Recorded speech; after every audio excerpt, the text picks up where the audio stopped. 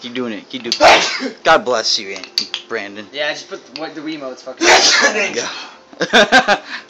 Say fuck Angel. What about fucking Angel? This guy's been doing this for like about how long? About 20 minutes? Maybe. I stopped caring about time. The rest of the world is fuck.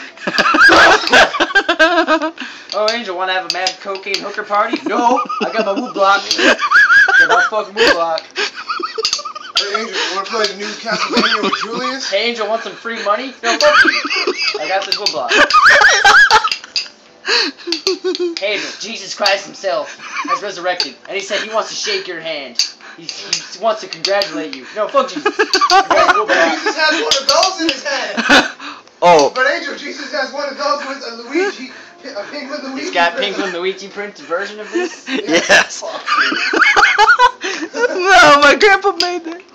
Don't fuck my cat. Burns it. No. This is the inferior version. Oh my god. This inferior version. So if I painted Penguin Luigi, which would you rather have, the Jesus Christ one or this one? Well, this was your first.